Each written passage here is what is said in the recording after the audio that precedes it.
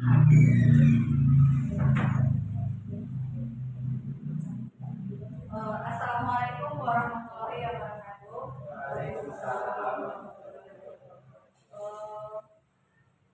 Puji dan syukur marilah kita ucapkan kepada Allah Subhanahu wa taala yang telah memberi kita rahmat dan karunia-Nya sehingga pada hari ini kita dapat berkumpul di kelas ini, yang mana kegiatan ini adalah salah satu bentuk penugasan dari kegiatan guru bergerak dalam aksi nyatanya untuk Modo 14. Salam dan salam tak lupa-lupanya kita kirimkan kepada Nabi besar Nabi Muhammad SAW yang telah membawa kita kepada alam yang berilmu pengetahuan seperti saat sekarang ini.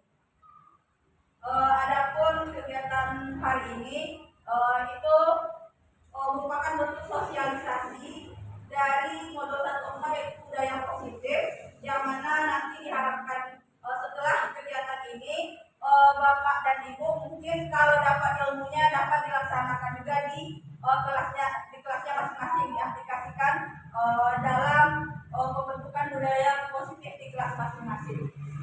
Dan adapun kegiatan hari ini akan sosialisasi ini yang mana kami berdua, yang pertama yaitu saya Fira Gibar, dan yang kedua Mariatri yang merupakan calon guru penggerak angkatan 6 yang kebetulan berdinas di SDN 02 Talawi Hilir. Mungkin untuk penyampaian materi pertama itu akan disampaikan oleh Ibu Mariatri kepada Ibu Mariatri. Silakan.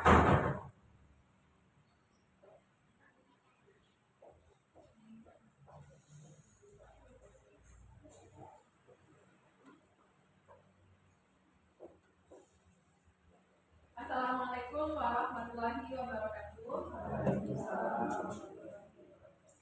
Terima kasih banyak atas waktunya Bapak dan Ibu telah meluangkan untuk mendukung kami dalam melaksanakan aksi nyata modul 14 yaitu tentang budaya positif.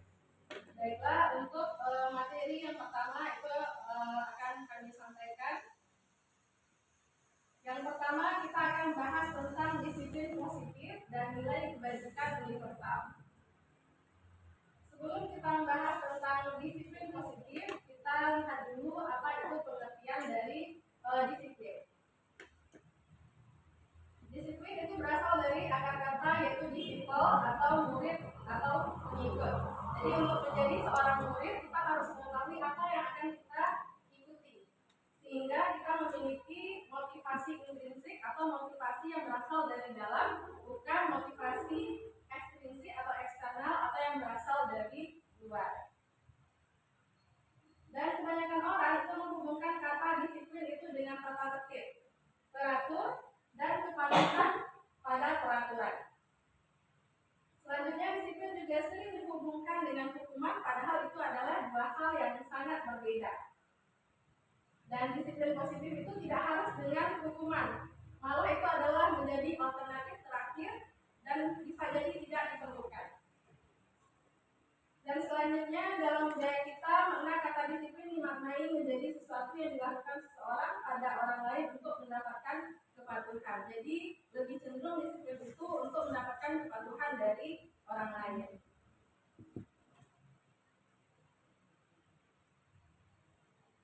Selanjutnya kita melihat tentang disiplin diri, di mana disiplin diri ini dapat membuat seseorang menggali potensinya menuju sebuah tujuan mulia yang dihargai dan bermakna. Disiplin diri juga mempelajari bagaimana cara kita mengontrol diri, menguasai diri untuk memilih tindakan yang mengacu pada nilai-nilai yang kita hargai agar tercapai tujuan mulia yang diinginkan. Jadi disiplin diri itu lebih kepada bertanggung jawab terhadap apa yang dilakukan, kemudian mendasarkan tindakan kita kepada nilai-nilai kebajikan universal. Nilai-nilai kebajikan universal adalah nilai-nilai yang kita yakini dan ini merupakan nilai-nilai positif. Kita lihat apa itu nilai-nilai kebajikan. Nilai-nilai kebajikan adalah sifat-sifat positif manusia yang merupakan tujuan mulia yang ingin dicapai oleh setiap individu. Salah satunya adalah nilai-nilai kebajikan yang ingin dicapai oleh setiap anak Indonesia yang kita kenal dengan profil pelajar Pancasila. Ini khususnya di Indonesia. Tapi nilai kebajikan ini tidak hanya berlaku di Indonesia, tapi di negara lain pun juga ada nilai-nilai kebajikan, namun dengan nama yang berbeda-beda. Dan nilainya sama, yaitu berisi nilai-nilai positif. Kalau di Indonesia atau khususnya kita memakai profil pelajar Pancasila, apalagi pada kurikulum Merdeka itu sangat-sangat diterapkan, di mana terdapat 6 dimensi profil pelajar Pancasila. Kita lihat dimensi atau nilai yang pertama, yaitu beriman, bertakwa kepada Tuhan Yang Maha Esa dan berakhlak mulia.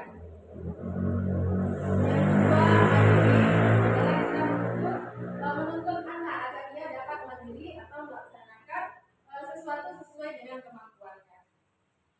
Kemudian bernalar kritis, bagaimana anak kita dapat menganalisis masalah dan mencarikan solusi dari permasalahan tersebut.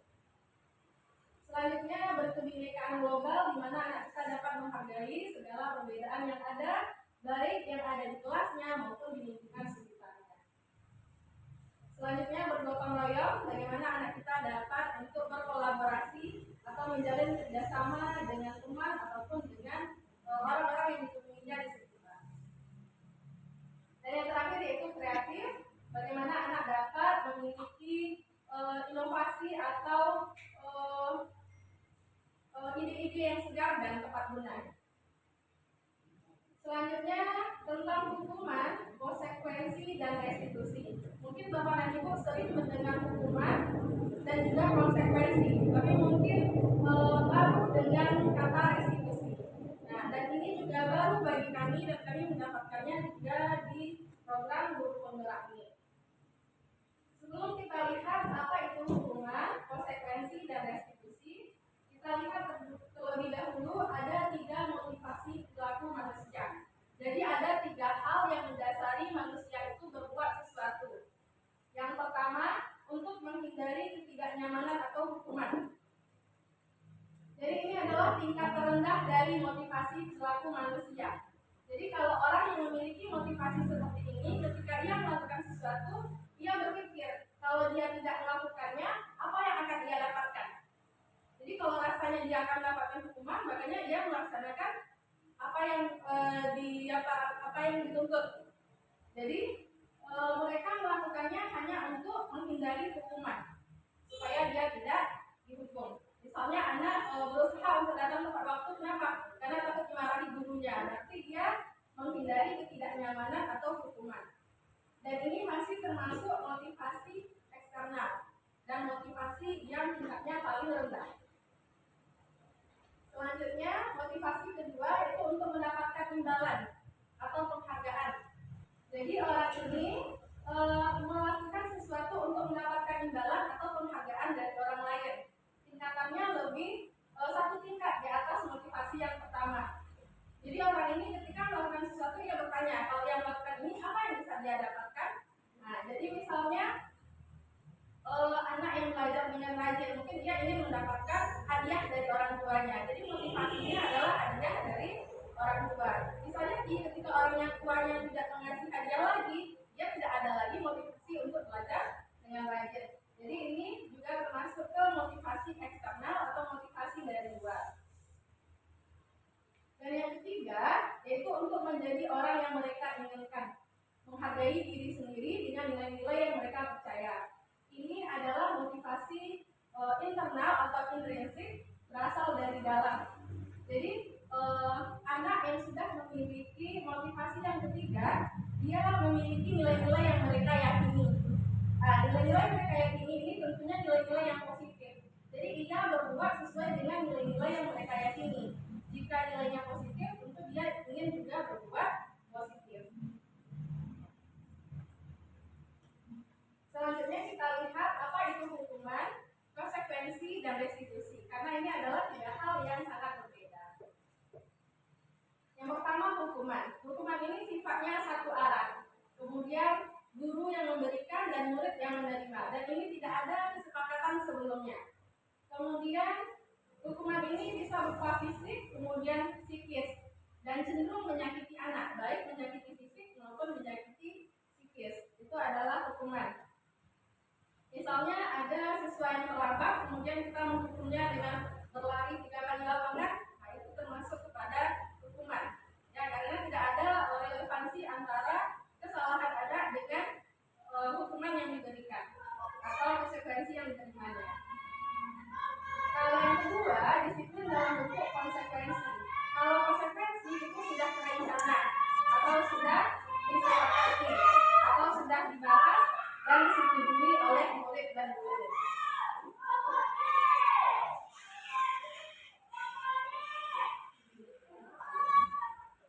Nah, untuk bentuk konsekuensi ini sudah direncanakan atau sudah disepakati. Misalnya, anak ibu nanti kalau terlambat 10 menit, jadi nanti 10 menit juga terlambat pulangnya. Nah, itu namanya konsekuensi. Jadi konsekuensi itu sudah disepakati antara guru dengan anak.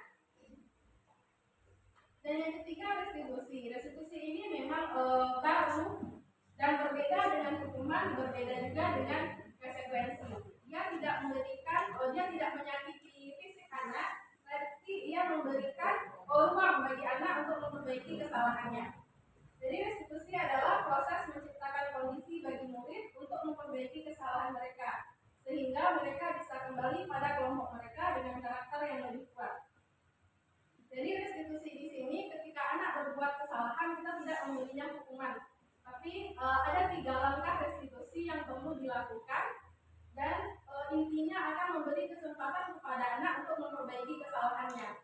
Dia tidak mendapat hukuman, dia tidak terkucilkan, tetapi ia dapat mengganti atau memperbaiki kesalahannya. 3 langkah restitusi nanti akan disampaikan di materi berikutnya oleh Ibu Suci.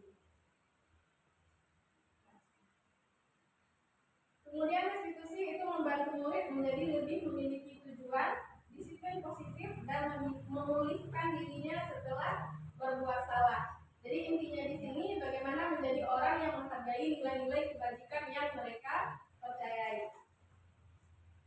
Kemudian dengan pendekatan restitusi, ketika murid berbuat salah, guru menanggapinya dengan mengajak murid berefleksi tentang apa kesalahannya dan bagaimana cara untuk memperbaiki kesalahannya, sehingga ia menjadi pribadi yang lebih baik dan menghargai dirinya.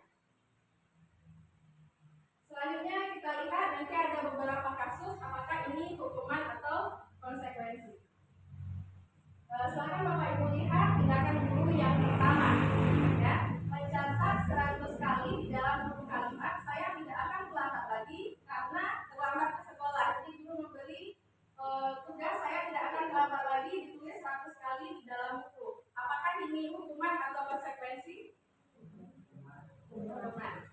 Ya, ini adalah sebuah hukuman. Ya, karena tidak ada relevansi antara kesalahan dengan tindakan guru. Kemudian yang kedua, lari mengelilingi lapangan basket 2 kali karena terlambat hadir di sekolah. Ini juga hukuman. Yang ketiga, ketika anak mencoret-coret meja, kemudian kita memintanya untuk membersihkan coretan yang dibuatnya di meja tulis. Ini adalah konsekuensi. Kemudian yang keempat, murid diminta push up 15 kali karena tidak memakai masker. Ini adalah hukuman.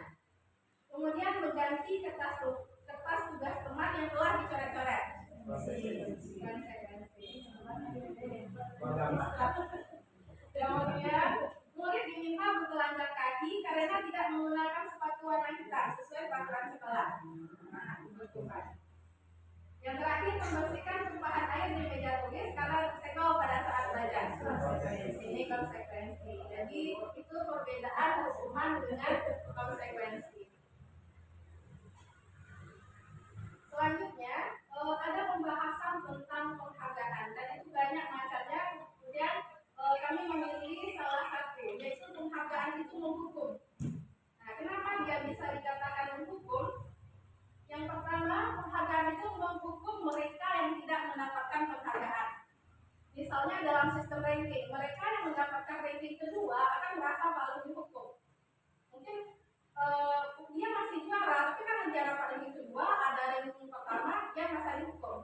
Atau misalnya kita menjanjikan sesuatu kepada anak di kelas, kemudian siapa nanti yang dapat akan ibu kasih hadiah. Anak yang tidak dapat tidak akan mendapat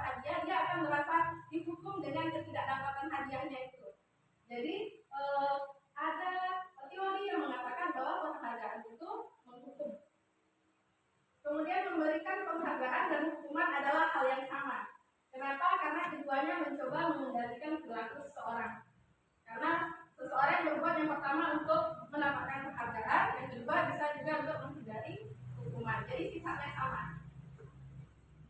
Yang ketiga, karena orang pada dasarnya tidak suka dikendalikan, maka dalam jangka waktu lama penghargaan akan terlihat sebagai hukuman. Dan jika suatu penghargaan diharapkan namun Anda tidak mendapatkannya, Anda akan merasa dihukum. Kita pasti akan merasa sedih atau merasa kecewa. Kemudian materi kita yang ketiganya yaitu keyakinan kelas. Bapak dan Ibu mungkin biasa mendengarnya dengan aturan kelas atau kesepakatan kelas. Apa bedanya keyakinan kelas dengan peraturan kelas?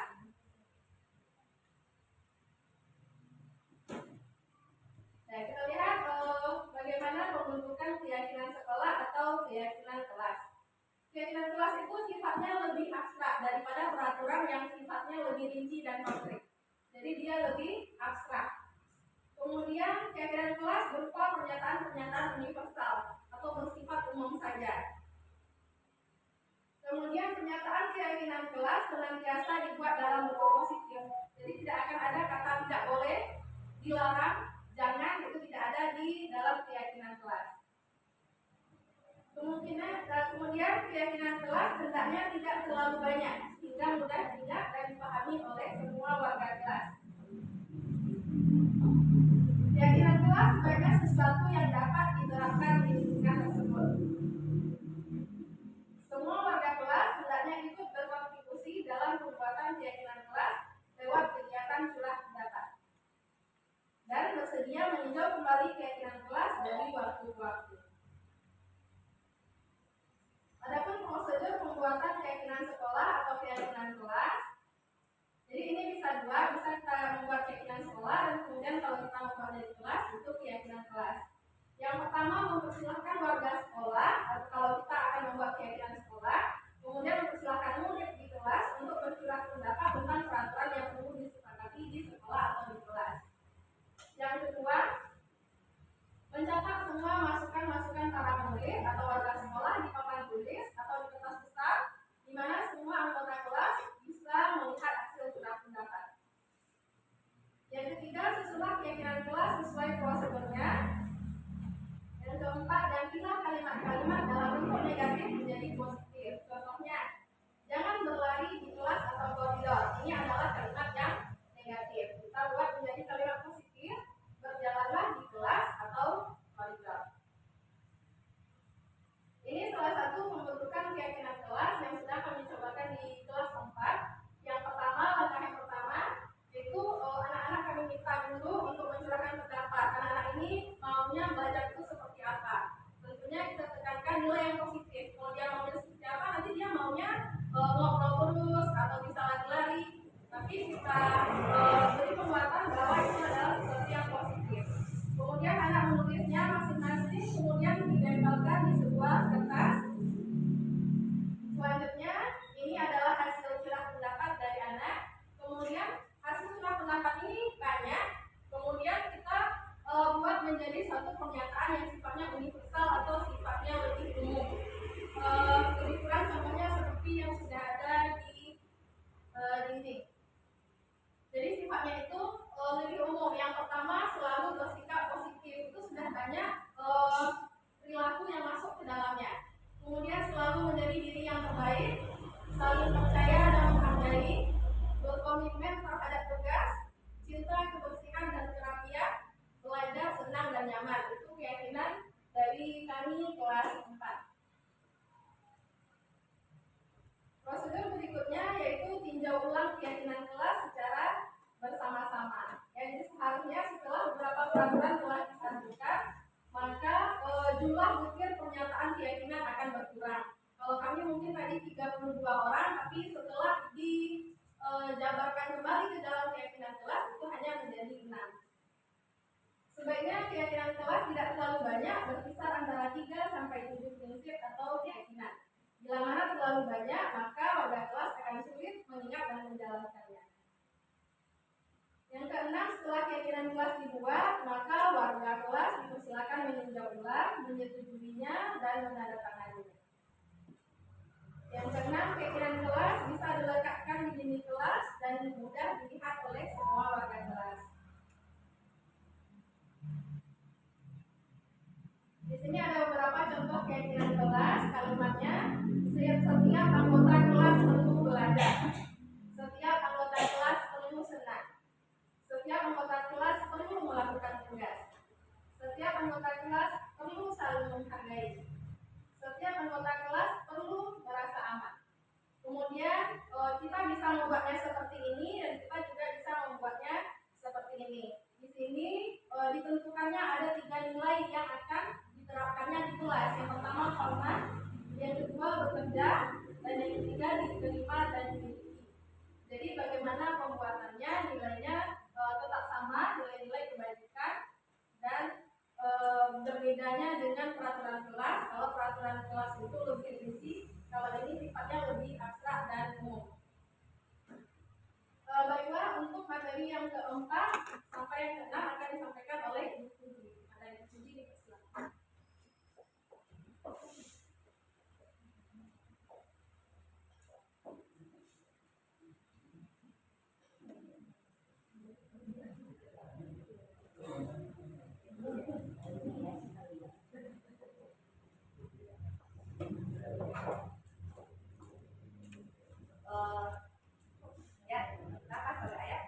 Lah, pas. Baiklah, ini lanjutan dari materi Ibu Mariatri yang mana yang keempat yaitu kebutuhan dasar manusia dan dunia yang berkualitas. Di sini ada kebutuhan dasar manusia itu ada yang pertama yaitu adanya penguasaan.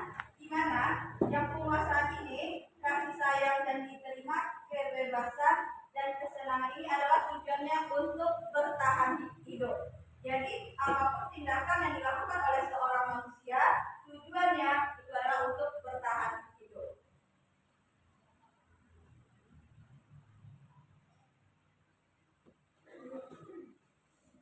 Kebutuhan yang pertama adalah kebutuhan bertahan hidup. Di sini kebutuhan ini bersifat fisiologis, di mana untuk bertahan hidup itu kita butuh kesehatan, kita butuh rumah dan makanan. Kemudian kasih sayang dan rasa diterima. Kebutuhan ini dan juga kebutuhan berikutnya adalah kebutuhan psikologis. Kebutuhan untuk disayangi dan diterima meliputi kebutuhan akan hubungan dan koneksi sosial, kebutuhan untuk memberi dan menerima, kasih sayang dan kebutuhan untuk merasa menjadi bagian dari suatu kelompok. Dan tentu saja kita selaku guru dengan siswa yang jumlahnya bervariasi, tentu saja seluruh siswa tersebut merasa butuh kasih sayang dan rasa diterima. Kemudian yang ketiga, penguasaan, kebutuhan, pengakuan dan kemampuan. Kebutuhan ini berhubungan dengan kekuatan untuk mencapai sesuatu, menjadi kompeten, menjadi terampil, diakui atas prestasinya dan keterampilan, digunakan dan memiliki rasa harga diri.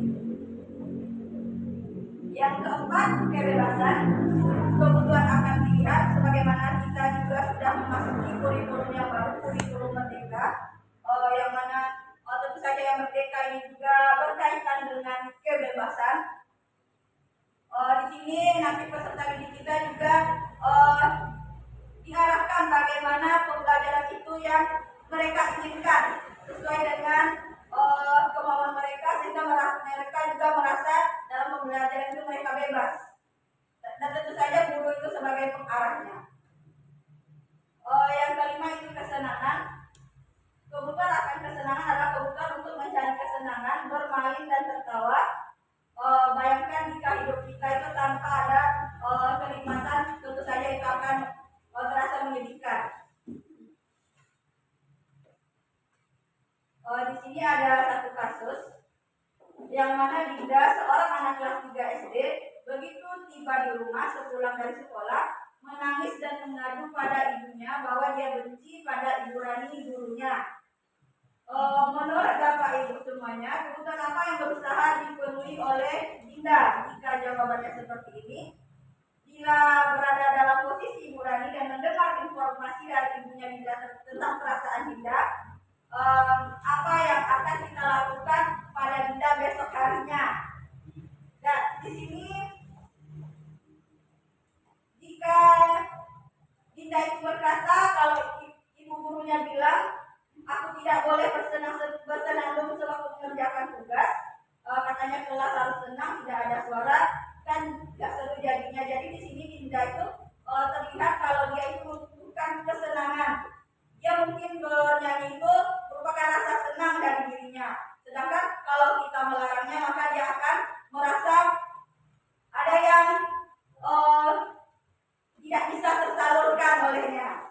Kemudian juga di sini yang kedua, ibu guru tidak menyapaku hari ini padahal aku pakai jepit rambut baru. Di sini Dinda ini sepertinya ingin diperhatikan dan dia itu membutuhkan rasa kasih sayang dan rasa diterima. Tentu saja itu mungkin ada di setiap kelas kita, mungkin dari beberapa siswa. Kemudian yang ketiga, aku bosan masa belajarnya cuma gitu-gitu aja, dengerin ibu guru aja. Berarti di sini anak itu butuh kebebasan. Karena tentu saja anak itu dia punya kemampuan yang berbeda-beda. Kalau kita berikan dengan satu cara yang sama, mungkin dia merasa tidak bebas. Kemudian juga yang keempat, aku sebel gambarku tidak rapi, malah ibu guru nunjukin ke teman-teman di depan kelas. Di sini kebutuhannya itu penguasaan, mungkin dia merasa tidak kompeten, tidak terampil. Selanjutnya itu ada dunia berkualitas. Seperti apa dunia berkualitas itu? Merupakan tempat khusus dalam pikiran kita, tempat menyimpan gambaran representasi dari semua yang Anda inginkan. Bisa berisi orang-orang, hal-hal dan apa saja yang terbaik dalam hidup Anda dan membuat Anda merasa bahagia dan terpenuhi kebutuhan dasar. Di sini ada ahli mengatakan, William Glasser itu menyebutkan seperti semacam album foto, sehingga isinya tidak akan terlalu banyak, hanya akan terdiri dari beberapa hal saja yang sangat signifikan dan benar-benar terbaik dalam hidup Anda yang membuat hidup Anda menjadi lebih bermakna. Kebutuhan dasar ini bersifat lebih umum dan lebih universal, sedangkan dunia berkualitas lebih unik dan personal. Yang mana yang kelima itu adalah posisi kontrol, di mana posisi ini adalah posisi kita selaku guru. Yang pertama ada 5 posisi kontrol. Menurut Dian Dosen itu bahwa guru perlu meninjau kembali penerapan disiplin dalam ruang-ruang kelas mereka selama ini. Apakah telah efektif? Apakah berpusat memerdekakan dan memandirikan murid? Jadi setelah dilakukan riset, ada 5 posisi kontrol yang harus diterapkan oleh seorang guru, orang tua, ataupun atasan dalam melakukan kontrol. Kelima posisi tersebut adalah penghukum, pembuat rasa bersalah, teman, pemantau, dan manajer. Jadi ini adalah 5 posisi kita.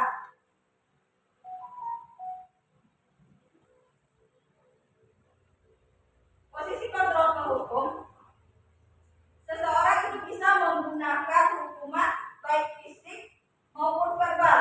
Orang-orang yang menjalankan posisi penghukum senantiasa mengatakan bahwa sekolah memerlukan sistem atau alat yang dapat lebih menekan murid-murid. Lebih dalam lagi, guru yang menerapkan posisi penghukum itu sering berkata, patuhi aturan saya, atau awas, kamu selalu saja salah, pasti selalu yang terakhir, selesai. Jadi kalau seperti yang dikatakan Ibu Mariatri tadi, sebenarnya hukuman ini merupakan pilihan terakhir kita. Jadi kalau letak ini posisi pertama penghukum, tapi kita selaku guru kalau bisa menghindari posisi penghukum ini, kita usahakan untuk mencari solusi yang lain di posisi yang berikutnya. Jadi guru yang penghukum ini percaya kalau cara dia itu yang bisa membuat berhasil. Yang kedua, membuat merasa bersalah. Pada posisi ini biasanya guru akan bersuara lebih lembut. Kemudian membuat rasa bersalah akan menggunakan keheningan yang membuat orang lain merasa tidak nyaman, bersalah, atau rendah diri. Kata-kata yang keluar dengan lemah lembut. Tapi biasanya kalau posisi membuat merasa bersalah ini, mungkin pada sebagian siswa itu bisa, tapi mungkin sebagian besarnya lagi tidak bisa. Kadang kita sudah diam, tapi siswa ini sama sekali tidak merasakan apa-apa. Di sini biasanya kata-kata yang digunakan, ibu sangat kecewa sekali dengan kamu. Berapa kali bapak harus memberitahu kamu ya. Gimana coba kalau orang tua kamu tidak tahu, orang tua kamu tahu kamu berbuat begini. Jadi ini dengan menggunakan kata-kata yang lembut atau bisa juga diam. Di posisi ini murid akan memiliki penilaian diri yang buruk tentang diri mereka. Murid merasa tidak berharga dan telah mengecewakan orang-orang yang disayanginya. Kalau misalnya murid itu benar-benar bisa merasakannya. Yang kemudian ada posisi kontrol teman. Guru pada posisi ini tidak akan menyakiti murid, namun akan tetap berupaya mengontrol murid melalui persuasi. Jadi kita mengajak murid tersebut. Posisi teman pada guru bisa negatif ataupun positif. Positif di sini berupa hubungan baik yang terjalin antara guru dan murid. Guru di sini menggunakan posisi teman ini, guru menggunakan hubungan yang berupa humor untuk mempengaruhi peserta didik. Bisa juga mereka berkata, ayo bantulah diri bapak ya. Kemudian ayo ingat tidak bantuan bapak selama ini. Ya sudah, kali ini tidak apa-apa, nanti ibu bantu bereskan. Itu merupakan beberapa perkataan yang kita berada di posisi kontrol sebagai teman. Tapi untuk posisi ini juga punya hal negatif. Bila suatu saat guru tersebut tidak membantu, maka murid akan kecewa dan berkata, saya pikir bapak atau ibu teman saya. Itu merupakan hal negatifnya. Murid merasa dikecewakan dan tidak mau tahu lagi dan tidak mau berusaha. Hal ini yang mungkin timbul adalah murid hanya akan bertindak untuk guru tertentu, berarti tidak untuk seluruh gurunya. Mungkin selama ini ada guru bawa bukan senang, kan sebagian itu murid-murid kita. Murid juga akan tergantung pada guru tersebut. Kalau mungkin guru kelas 1 gurunya Pak Ediado. Nanti kalau misalkan kita mau minta bantuan atau berkata melarang kepada murid tersebut, tidak didengarkan karena mereka merasa hanya yang gurunya lah yang menjadi orang yang bisa didengar, bukan yang lain tidak termasuk. Jadi hal tersebut merupakan hal negatif dari posisi kontrol teman. Yang keempat, pemantau. Pemantau di sini berarti mengawasi. Pada saat kita mengawasi, kita bertanggung jawab atas perilaku orang-orang yang kita awasi. Posisi pemantau berdasarkan pada peraturan-peraturan dan konsekuensi. Dengan menggunakan sanksi atau konsekuensi, kita dapat menciptakan hubungan pribadi dengan murid. Sebagai seseorang yang menjalankan posisi pemantau, pertanyaan yang diajukan seorang pemantau biasanya seperti ini. Peraturannya apa? Apa yang telah kamu lakukan? Sanksi dan atau konsekuensinya apa? Seseorang pemantau sangat mengandalkan perhitungan, catatan, data yang dapat digunakan sebagai bukti atas perilaku seseorang. Posisi ini akan menggunakan stiker catatan, daftar cek. Posisi pemantau sendiri berawal dari teori stimulus respon yang menunjukkan tanggung jawab guru dalam mengontrol murid. Nah, inilah posisi yang terakhir, posisi manajer, di mana posisi ini guru itu berbuat sesuatu bersama dengan muridnya. Jadi ini ada kaitannya nanti dengan restitusi yang telah dijelaskan oleh Ibu Mariatri tadi. Di sini murid dipersilakan untuk mempertanggungjawabkan perilakunya, mendukung murid agar dapat menemukan solusi atas permasalahannya sendiri. Di mana seorang manajer telah memiliki keterampilan di posisi teman maupun pemantau, dan dengan demikian bisa jadi di waktu yang tertentu kembali kepada kedua posisi yang tersebut jika itu memang diperlukan. Namun bila kita menginginkan murid-murid kita menjadi manusia yang merdeka, mandiri dan bertanggung jawab, maka kita perlu mengacu kepada restitusi, bukan hukuman atau konsekuensi.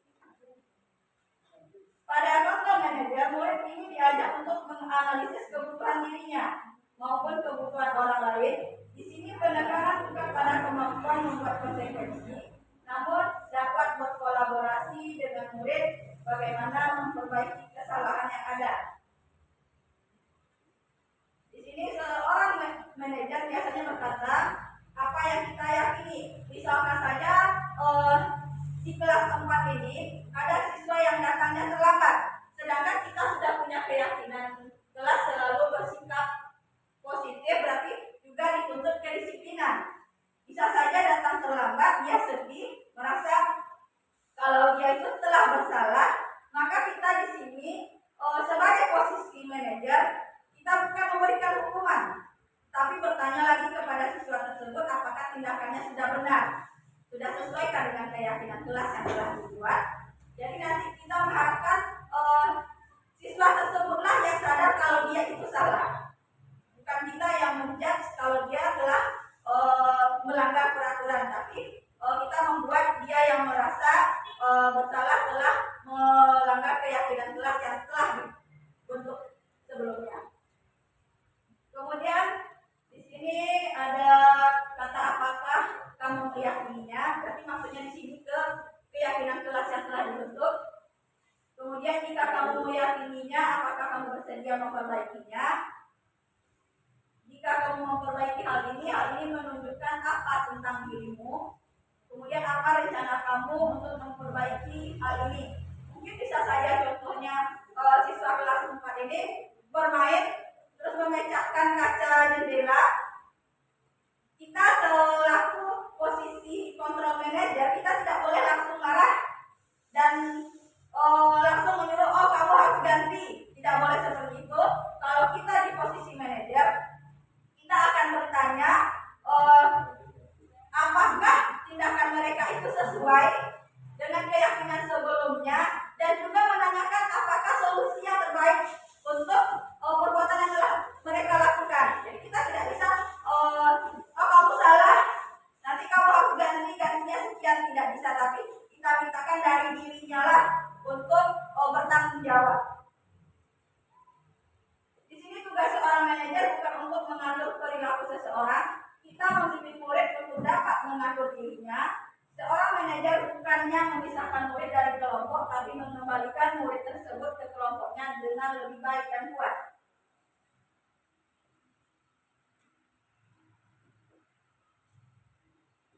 Di sini ada sebuah percakapan itu tentang oleh guru si Adi, di mana si guru ini berkata, Adi, apakah kamu mengetahui jam berapa sekolah dimulai? Kata si Adi, tahu Pak, jam 7.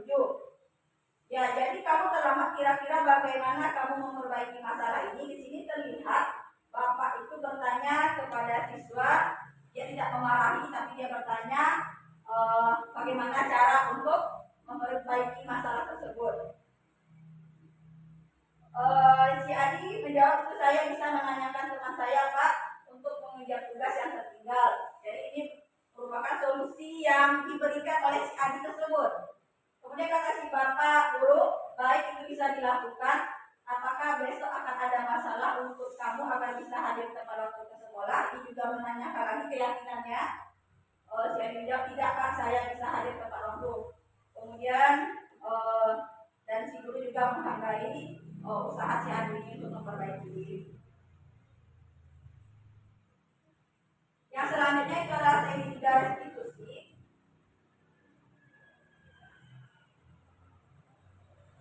Jadi tahapan kita dalam memecahkan suatu persoalan yang dilakukan oleh siswa kita yaitu dengan menggunakan 3 tahapan yang di depan. Yang pertama, menstabilkan identitas terlebih dahulu. Di mana di sini kita semua akan melakukan hal yang terbaik yang bisa kita lakukan. Kemudian yang kedua, validasi tindakan yang salah. Di mana teori kontrolnya ini semua perilaku memiliki alasan. Yang mungkin saja kalau dia terlambat ada alasan tertentu yang menyebabkan hal tersebut. Kemudian menanyakan keyakinan.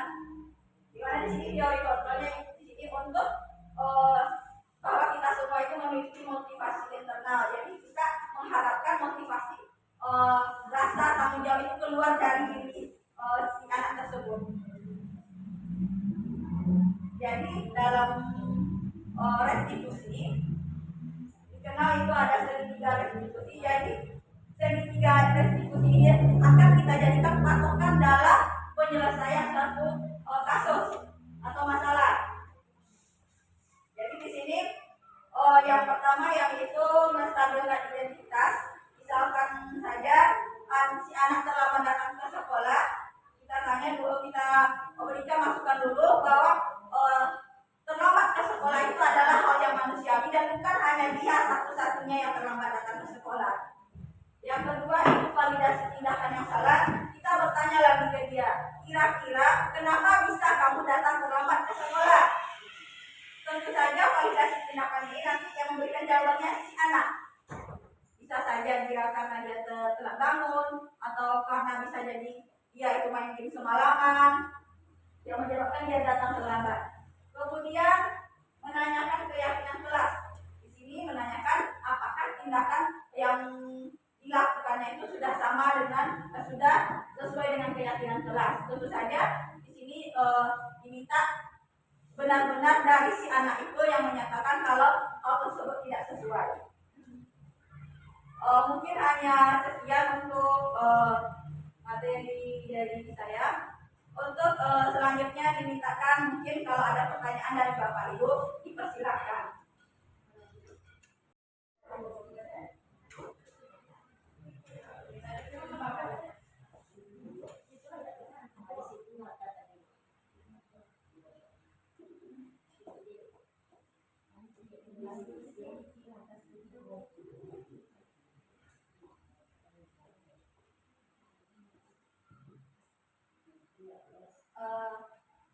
Apakah ada Bapak Ibu yang mau bertanya?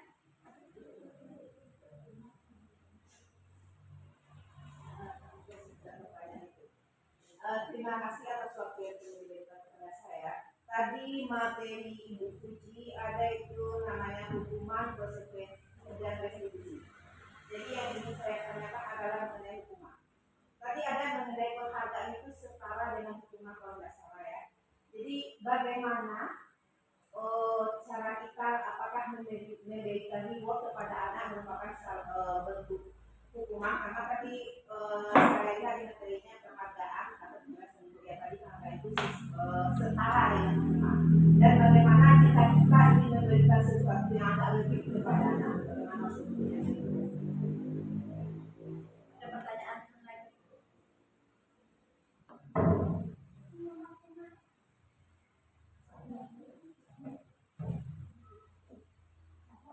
Ya, kepada silakan. Terima kasih atas waktunya.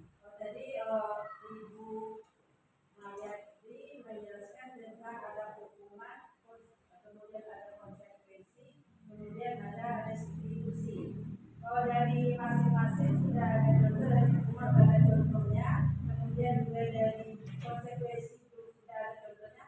Yang kurang jelas bagi saya adalah tentang restitusi. Bagaimana contohnya?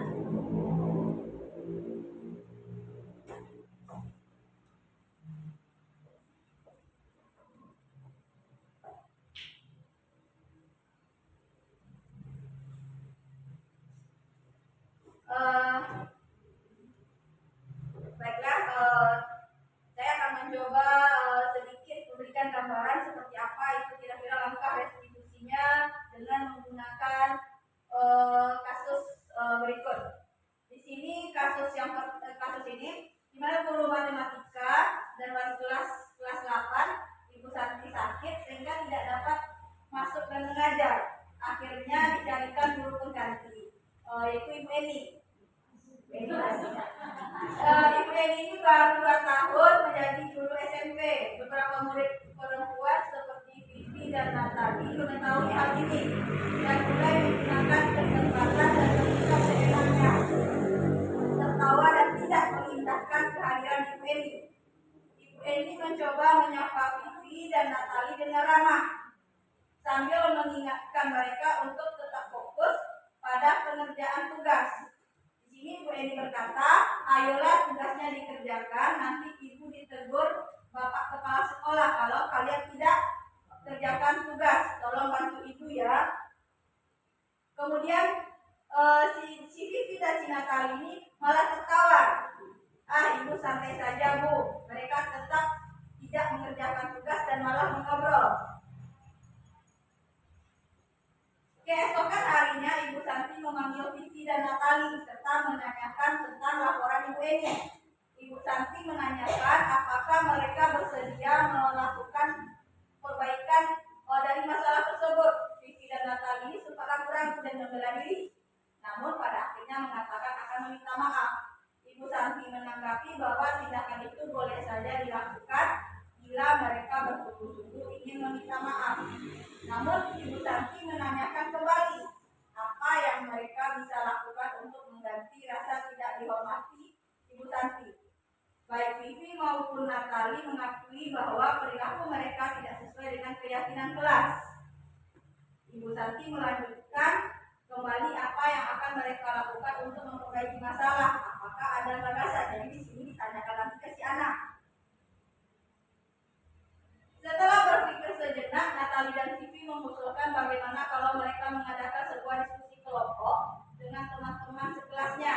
Tema yang mereka pilih adalah penerapan keyakinan kelas, terutama tentang sikap saling menghormati dan bagaimana penerapannya di kehidupan sehari-hari di sekolah.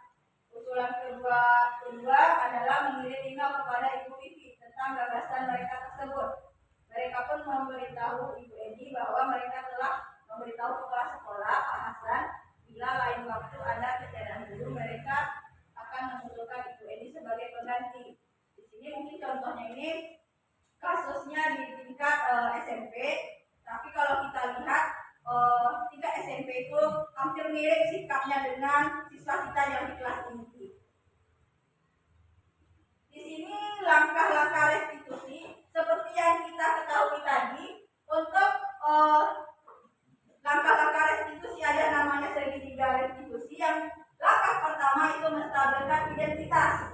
Jadi Ibu Santi di sini menanyakan kembali kepada si anak, apakah laporan Ibu Edi ini benar adanya. Kemudian langkah yang kedua, memvalidasi tindakan yang salah. Di sini Vivi dan Natali sempat ragu-ragu dan membela diri, namun pada akhirnya mengatakan akan minta maaf. Jadi dengan ditanya oleh Ibu Santi apakah tindakan mereka benar, yang awalnya mereka ragu-ragu, kemudian mereka akhirnya mengakui kalau mereka itu memang bersalah. Kemudian yang ketiga menanyakan keyakinan. Jadi di sini si Ibu Santi juga menanyakan apakah tindakan mereka itu sesuai dengan keyakinan kelas. Dan si Natali dan Vivi ini mengakui bahwa tidak sesuai dengan keyakinan kelas. Kemudian Ibu Santi menanyakan apa yang akan mereka lakukan untuk memperbaiki masalah, dan gagasannya juga ditanyakan dari si anak. Dan si Vivi dan Natali ini yang berdiskusi bagaimana caranya untuk menanamkan sikap saling menghargai dan menghormati. Mungkin seperti itu penerapan dari segitiga restitusi itu, Bapak Ibu. Mungkin sekian. Apakah masih ada pertanyaan dari Bapak Ibu semuanya? Mungkin kalau SD ditanya sama anak seperti ini enggak ada jawabannya. Apa rasanya untuk itu? Ibu alami Mungkin tadi juga udah ada contohnya, Bu. Misalnya ada anak-anak ini mungkin main bola atau melempar sesuatu, kacanya pecah, mungkin ditanyakan ke anak. Kalau secara restitusinya itu tidak dimarahi dan tidak diberi hukuman, kita juga bisa menanyakan apakah tindakan mereka ini benar atau salah, tapi kita mintakan jawabannya dari si anak itu. Kemudian kalau mereka mengakui, kita juga menanyakan kira-kira bagaimana cara mereka untuk bertanggung jawab, apakah mereka, tapi jawaban ini kita mintakan dari mereka, bukan kita yang mengatur, nanti ini kacanya begini sekian, tolong ganti. Tidak seperti itu, tapi kita meminta dia itu yang sadar gimana cara memperbaiki masalah yang telah dilakukannya. Mereka seperti itu. Mungkin kalau kasusnya yang ada kita temukan di sekolah, tapi rasanya memang seperti itu, Bapak Ibu. Restitusi ini gimana ya? Kami juga susah juga, tidak dibolehkan hukuman, diberikan restitusi, tapi si anak kalau tidak mau sadar itu juga susah, Bu. Tapi kalau orang yang bikin kurikulum yang memikirkan di atas, mereka mengharapkan yang seperti ini, tapi mungkin aplikasinya tidak mudah. Mungkin untuk pertanyaan kedua akan dijawab oleh Ibu Mariatri.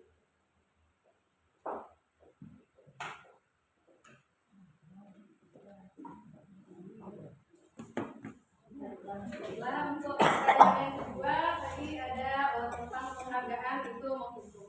Jadi memang menurut teorinya, kami menyampaikan teorinya kalau penghargaan itu sama dengan menghukum. Maksudnya di sini teori itu bermaksud hukuman. Nah, jadi hukuman itu adalah motivasinya masih eksternal, masih motivasi terendah. Jadi anak melakukan sesuatu itu karena ingin mendapatkan penghargaan atau untuk menghindari hukuman. Apakah kita tidak boleh memberi penghargaan? Tentu boleh. Tetapi kita tahu konsekuensinya, ada anak yang akan mungkin merasa dikutuk. Kemudian apakah kita bisa langsung mempraktekannya? Mungkin tidak akan bisa langsung seperti itu. Yang pertama, kita terbiasa memberi hukuman kepada anak, kita terbiasa memberi penghargaan. Jadi mengubahnya langsung ke metode restitusi mungkin tidak akan bisa. Nah, tapi tentunya kita mencoba, mungkin mulai dari memperkenalkan nilai-nilai kebajikan, kita membuatkan keyakinan kelas dan mencobanya secara bertahap. Karena ini juga memang hasil diskusi kami dengan teman-teman sesama CGP, juga memang tidak akan mudah. Malah cerita juga dari teman-teman seperti yang di SMK itu kasusnya lebih parah lagi daripada yang di SD, dan untuk menggunakan metode restitusi akan sangat sulit. Seperti itu. Jadi begitu tentu juga sama dengan kita, juga akan tidak mudah, tapi kita mencoba. Tutup langsung nih. Baiklah Bapak Ibu, demikianlah kami berbagi materi yaitu tentang budaya positif kepada Bapak Ibu. Tentunya sedikit banyaknya kami berharap bisa kita terapkan di sekolah kita dan juga di kelas kita. Terima kasih banyak. Maaf jika kami ada salah kata. Terima kasih. Assalamualaikum warahmatullahi wabarakatuh.